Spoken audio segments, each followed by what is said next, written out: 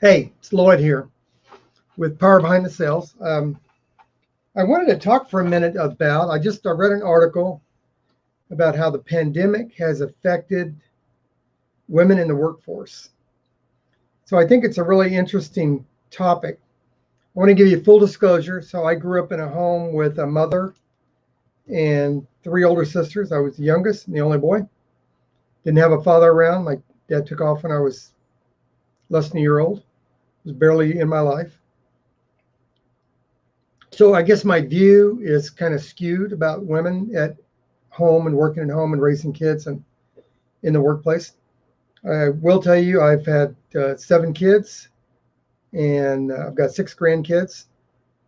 And one of the things I always told my daughters, it didn't exactly work out the way that I told them, but this is what I always told them, that I wanted you to marry somebody because you want to be with them, not because you need to be with them. You need to finish your education. You need to get a good job. You need to get 6-month income in the bank. You need to have your own car paid for. In other words, I wanted them to be competent, capable adults, to be able to stand on their own, have their own opinion, make their own decisions, independent of some man. And part of the reason why I wanted that is because that's exactly the way my wife is. So my wife and I built our first business years ago. She helped me build the business to the point where it was doing a couple $1 million a year while raising kids. So by that, I mean getting pregnant, having the kids, coming back to work, the kids going to school. They were in all the different sports. My wife was in charge of the Girl Scouts, and I managed my son's baseball team, and I was on helped with the football with my sons. So we did all that kind of stuff. But in our house, this was not unique to us, but people always said it was unique. So for us, our kids went everywhere with us. We hardly ever had babysitters. I mean, every once in a while we would have a babysitter, but most of the time, like if when we went to Costco or Sam's Club or something like that, our kids went with us. That was just normal for them to do that. We both worked. We worked different hours. Most of the time, my wife would take the kids to the school, but a lot of the times I took the kids to school. My wife would usually pick the kids up from school, but some days she had to work late and I picked them up from school. And kind of the rule in our house is whoever gets home first makes dinner. And whoever's making dinner, the other person gets the kids' bath. And whoever's getting the kids' bath, the other person maybe makes the kids' lunch. My wife was very organized. We had a snack drawer in the kitchen. We made the lunches the night before. We ran our house on a schedule. The kids had to go to bed at a certain time. There was no deviation from that. Even when we were out of town, like we would go to her parents' house, which was about 2 hours away. We would leave early enough to get home in time Sunday afternoon so the kids could be settled and they got to bed on time. So we ran our house on a schedule. And we did that for the kids because kids they do really good when they know what's expected of them, when they have a routine they can depend on. And I feel like, and I think my kids feel this way, that my wife and I worked really good together in raising the kids. Nobody had to tell me to change the diapers. Nobody had to ask me to do it. I just got up and did it. Nobody had to ask my wife to help load the car. She just did that stuff. We just did whatever needed to be done. And the great thing about that is, as adults, our kids are kind of like that. So there's no debate about if something needs to be done, if the trash needs to be emptied, whoever puts the stuff in the trash can and sees it's full, you just take it out. That's just the way that they were raised, which is ironic because that's not the way I was raised. I was raised in a single parent household, 3 older sisters. I was the youngest boy and the only boy. I had polio when I was 4 months old. So there was a lot of, my having polio created a lot of disruption in the family. So I wasn't raised that way. Our house was a little dysfunctional. My wife's house was a little dysfunctional when she was raised. So I don't know where we got that from, but we valued each person in the family. That's why everybody went everywhere. When the kids had, if Michael had baseball practice or football practice, or if Lloyd had soccer practice, Lloyd and Steffi were on soccer teams together. They're only a year apart in age. Everybody went to the practice. Not some of the kids, but everybody piled in the car, and everybody. It was a family affair. Everybody participated. It was your responsibility as part of the family to support each other. And I just think that's a good way to do it. And so that happened throughout our marriage. And later in our marriage, as the kids got a little bit older and the youngers were young, my wife became a stay-at-home, I call her a domestic engineer, because when you stay home with your kids, you're still working, man. I mean, probably harder than you are when you have your job. But she was able to manage both things. She was able to manage the job and the house. There was no expectation that if I work late, that I got to sleep in the next morning, or if she worked late, whoever woke up first is the one that got up with the kids. I usually got up with the kids on the weekends and let my wife sleep in. And that translated into kids that, for the most part, are pretty functional, pretty competent, and pretty capable. So my daughter Stephanie, she's married. She's been married for, I don't know, maybe 10 years now. She's got 2 kids, and with the first boy, she worked and ran the home, and did both of them excellently. In fact, when she had when she had her second son, she had the baby on a Thursday, and checked out of the hospital on Friday, met a U-Haul, a moving company, because they had bought a new house. Her husband had a job in another town in the same area, but another town, and they moved. I mean, she's just tough. So my question is, did the pandemic point out the problems and the dual roles that women have and the challenges they have having a successful career? I've got a virtual assistant that works for me right now, and I'm going to talk about my virtual assistants. But I have a virtual assistant that works for me right now. She's married. She has a son, but she likes working. She likes having a career, and she's good at it, and she's a good mom. But she often feels guilty about working and splitting her time with her son. And I tell her all the time, your kids do better when they get the best of you. And if them getting the best of you comes from you getting fulfillment from having work, then you don't need to worry about what other people think about it. You need to do what works for you and what works for your family. And she's a great virtual assistant. She sent me something last night on a project we were working in at 2:22 in the morning, in the middle of the night. Now, her son had been sick, so she was kind of up with it, but she manages those kind of things. And that's what I think is really important, and it's really been highlighted about the pandemic. The people that have been affected the most, and I'm going to show you a couple of articles here in a minute. The people have been affected the most in some strong way. I don't know if it's a negative way or not. It's not my role to determine whether it's negative or not. But in some strong ways are women. Because in some ways, there's just this presumption that if somebody has to stay home with the kids, it's the woman that has to stay home with the kids. And, you know, it's a little strange to me, because in our family, whoever was available, like one time my daughter was in shop. Yes, she took shop, and the blade broke on a bandsaw, and she got it in her finger. And the school called my wife and didn't reach her, and they called me. I lived in Des Moines at the time. We lived in Newton, Iowa, which is 40 miles east. And I just left work and went there and picked her up. There wasn't any like second thought about, oh, well, where's my wife? Why didn't she do this? I'm at work. You just do what it is you have to do. There shouldn't be any ego involved. There shouldn't. So I think in some ways what's been good about the pandemic is it highlights the value that women bring, not just in the family, but in the work.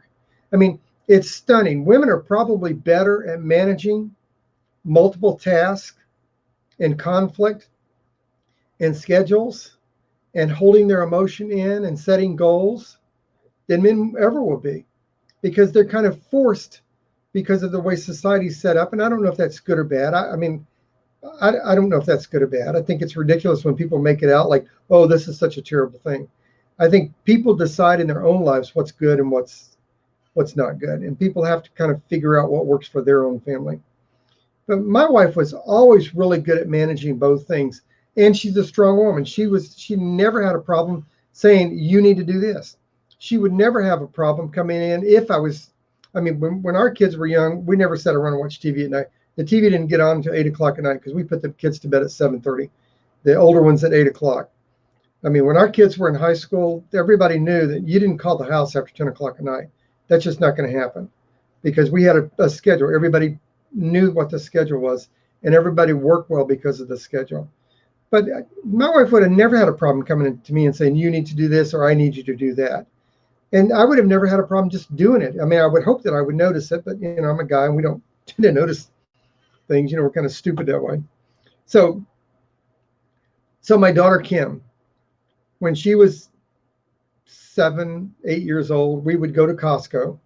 And back then, she's 35 now, but back then, Costco had this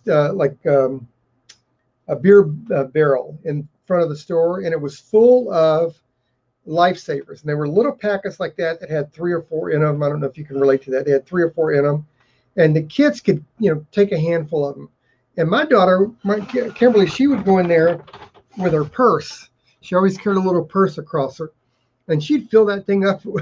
I mean, it cracked me up. She'd fill that thing up with those Lifesavers. And then when we got home, she would have me walk her around the neighborhood and she would sell them 3 for a quarter. So she'd be out there for, an hour and a half, 2 hours, and she'd come back with $8, $10, $12. And her brother, Michael, who's a little bit older than her, he'd be, oh my God, where'd you get that money? You need to give me half that money. And we would tell him, no, she made that money going out and selling the candy. You need to go out and do it. So whenever she would go out and sell the candy, he'd want to go with her. Well, she's always been that way. She's always been a go-getter and aggressive or assertive, although she can be aggressive. She knows how to stand up for herself. But she's assertive and she's smart at business. So she got into business. She works in high fashion. She's been floor managers and store managers for some of the biggest brands out there.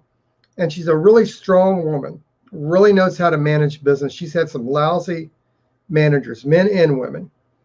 And her and I have had a lot of conversations about how she manages and traverses through some of those challenges, because a lot of her managers, they have an ego problem because she expresses her opinion. I mean, if you ask her opinion, you shouldn't ask her for your opinion unless you actually want it, because she's going to give you the opinion. And she's pretty diplomatic about doing it to a point, but she doesn't have a problem speaking her mind. And I think that's good. I think she should be able to do that. I think it's unfortunate in business if the leaders in charge, or so-called leaders in charge, if they don't have their ego in line enough to accept input from their team. And the input should not be supportive all the time. The input should be whatever their honest opinion is. Now, in my view, when I get input from my team, I want the truth. I want the unvarnished truth. You think I'm an idiot for doing that? Just tell me you think I'm an idiot for doing it. Just tell me what the truth is. But after I've heard your opinion, once I've made the decision, this is what we're going to do, then I feel like I've earned the right, because I was willing to listen to your input. I feel like I've earned the right to get your loyalty to just implement what I say we're going to do. And again, Kimberly has not always had that. And she's struggled to learn how to manage through that. And she's done such a great job. She's such a great businesswoman. I'm so proud of her. Steffi is such a great businesswoman. She raised Emmett and worked full time. She ran a school for a private Catholic school. She ran part of the school for them and managed both things just tremendously. I mean, she's the kind of mother that she has all the snacks packed before they go to the soccer game. She lays their clothes out the night before. I mean, she's exactly like her mom in that way. She does such a great job. But she was right on it at work. Nobody pulled anything over her at work. She didn't fall into the trap of feeling sorry for people. If you called in and you didn't give notice that you weren't going to make it, she would hold you accountable for it. I mean, she just did such a great job with it. And I think that what the pandemic has really highlighted is the value that women bring to the workplace.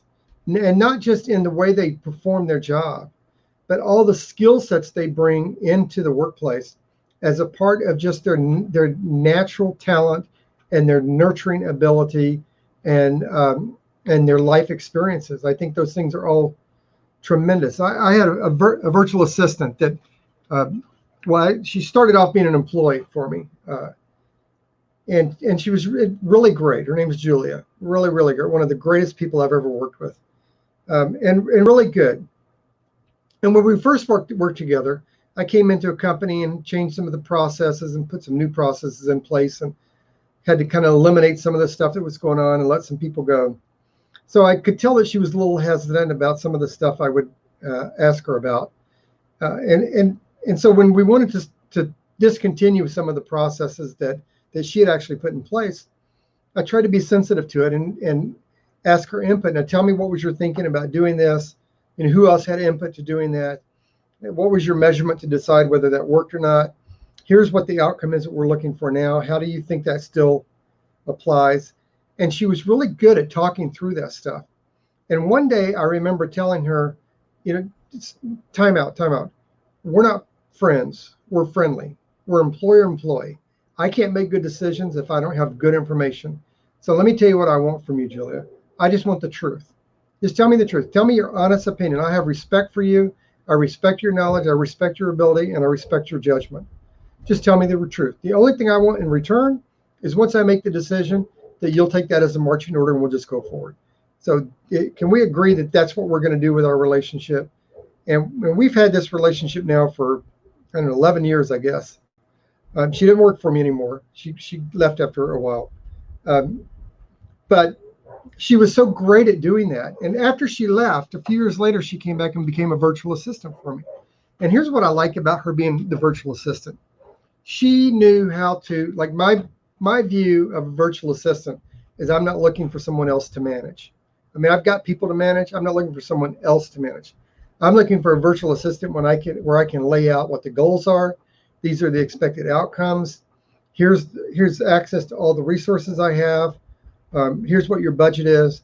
Now you tell me what you need from me to accomplish that. That's my style of doing stuff.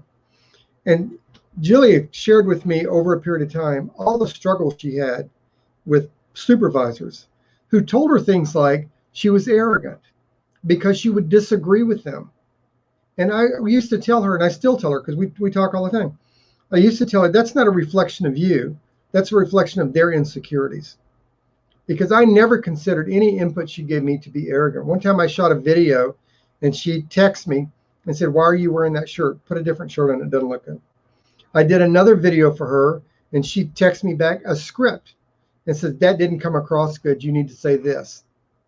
And I never got like offended by it or thought that she was arrogant, or she was providing input for the best interest of the goals that we set out together. She wanted me to look good and perform well so the company did well. And I knew that about her.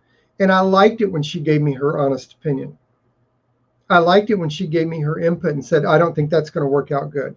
And then you know what, a lot of times when I did it, it didn't work out good. And then she ended up getting married and moving away. And we're still friends. And we've done work together since then. But she's such a great person because she has such a strong personality. And I always tell her, don't apologize for being who you are. Don't let other people's inadequacies be a reflection of your quality and value. And I think what the pandemic has done is it's highlighted the value that women bring to business and the importance that men have in women in the family. So even the homes where the man thinks that he's in charge, I just think it's kind of sad that anybody feels like they have to be in charge. Now, there's certain things that go on in the house that I'm more proficient at than my wife. There's certain things that she's more proficient than me. So I'm not getting into relationship issues. Y'all manage your relationships however you want to. I'm just saying what the pandemic has pointed out is the skill set that women bring to the table that men never even think about. We never, when this pandemic started back in, what was it, February, March of last year, I never had to think about, do we have enough toilet paper or drink or any of that kind of stuff. My wife was just intuitive about that. She always makes sure that we had enough stuff. Just innately, she did that. I remember when the pandemic started, we were at Sam's Club, and she bought 2 packs of those 36 things of toilet paper. And I'm like, what the hell are you buying 2 packs for? She said, I don't know. I just have a feeling we're going to need it. And I think the pandemic has pointed out the instinct that women have that men just don't have sometimes. So I've done a lot of motor mouthing here, but I want to share this with you for a second. Let me see if I can share this screen here. All right, I'm going to share my screen. It's coming up. Hang loose.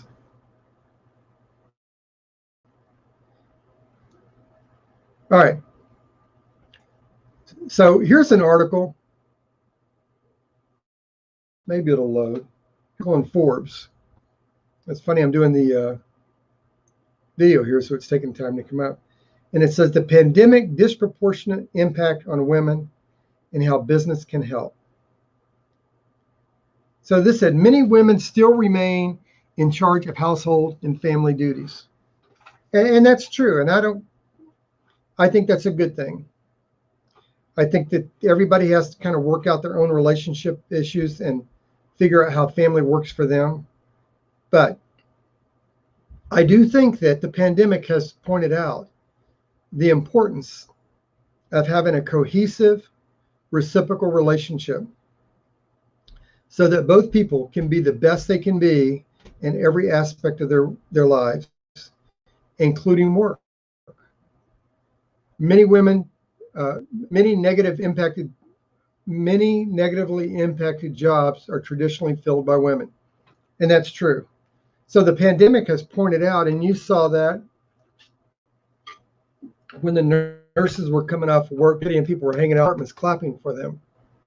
So it just points out the importance, and I'm going to take the term women and men out of this conversation right now, and I'm going to say it's about the importance of everything people do.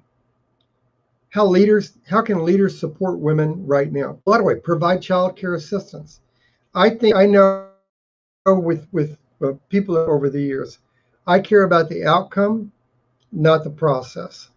So I'm not to that. And if you can do the job from your home and I get the results I'm looking for, and your kid is sick, whether you're a male or female, then stay at home and take care of them.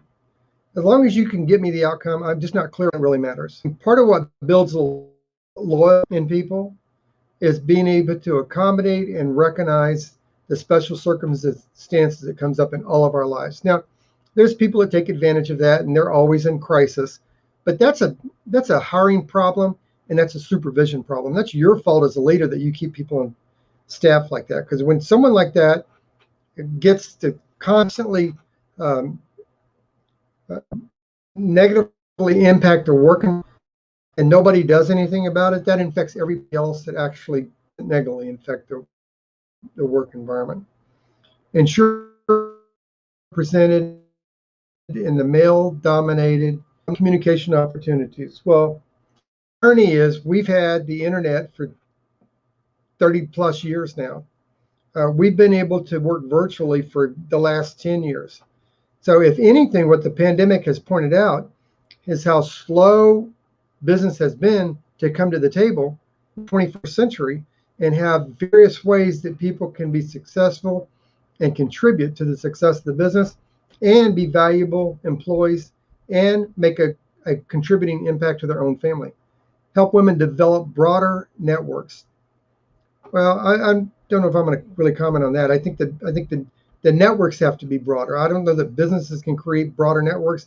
I think networks have to be broader and reach out for people of all skill sets and all family circumstances to make those networks more rich and more valuable. Cultivate confidence. Well, confidence is you acknowledge the strength people bring in the way that they can bring it. So I'm not saying that that's good or bad, but I do think the pandemic kind of pointed it out. Now, the irony of the Forbes article, you can go look it up. It's a pretty good article. They actually did a pretty good job with it. The irony of that and this is a recent article that was done, is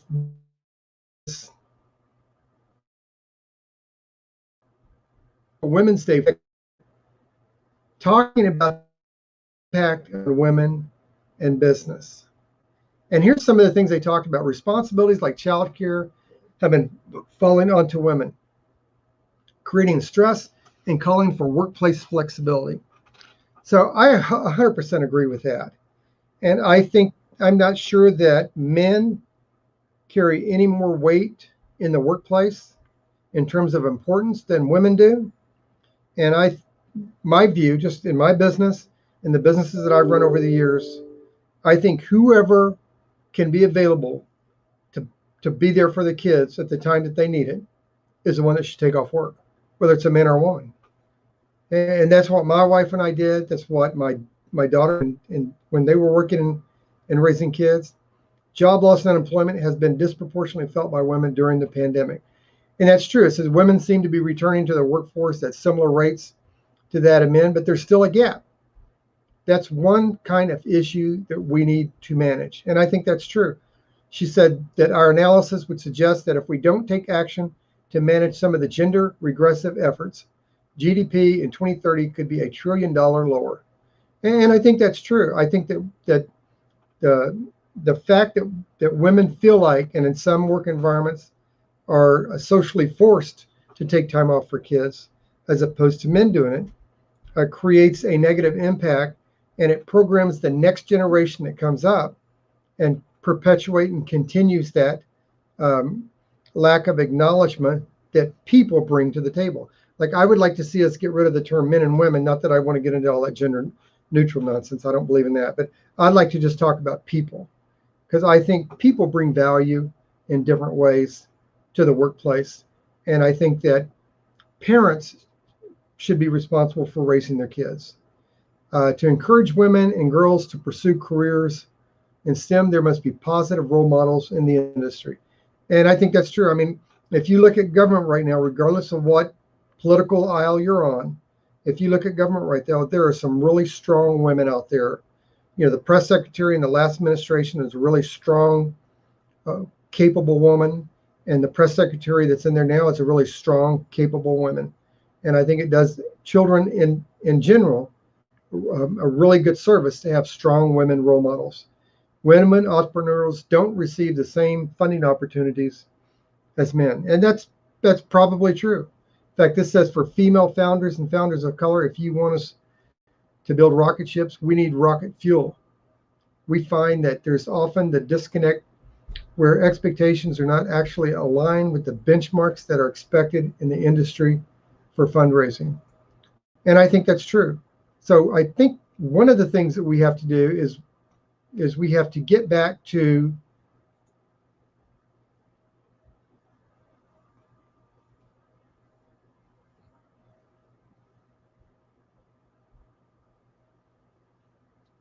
did I lose it?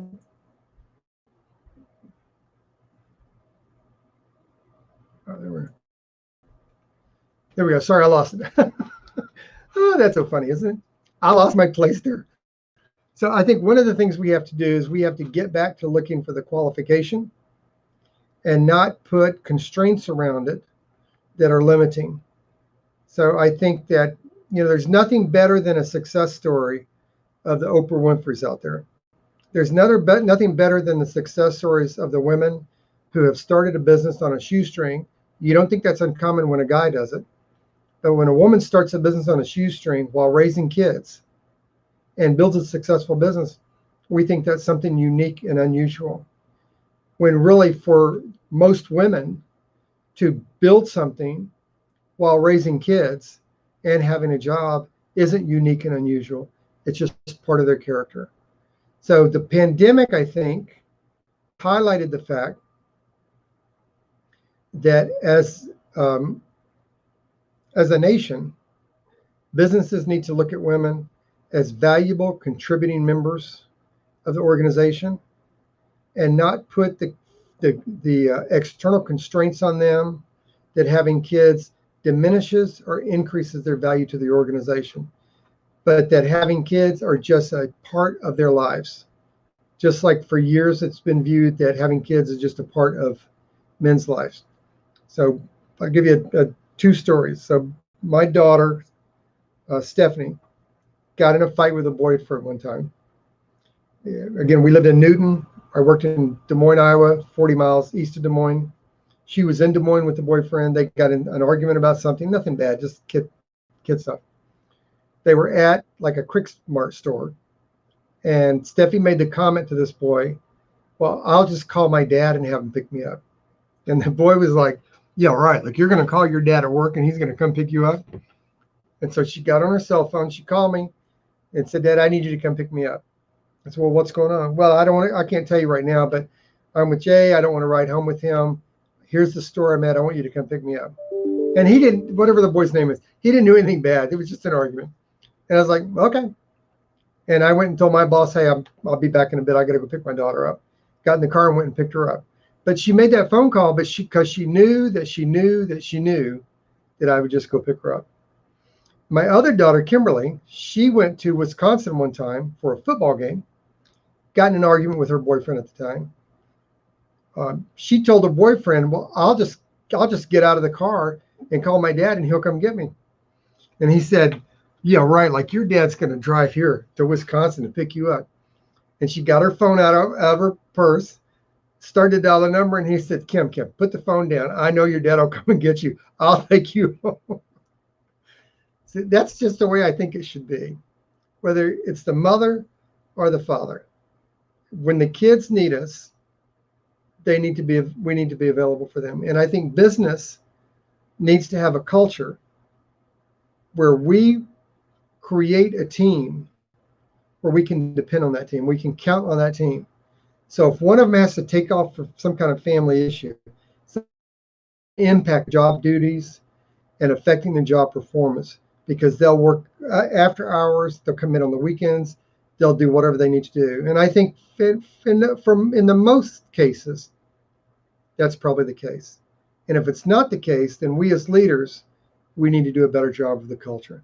So anyway, that's my 2 cents on the whole topic of how pandemic has impacted women the most in the workplace. Hey, I'm really interested in your thoughts about that. So please comment below. If you're on the YouTube channel, just click on that subscribe button. Hit that little alarm so you get notified every time I put a video up there. If you're on LinkedIn, give me your comments. I'm just kind of curious what people think about it, what your view of that is. And I'll talk to you next week. I'm jumping off now. Thanks for listening.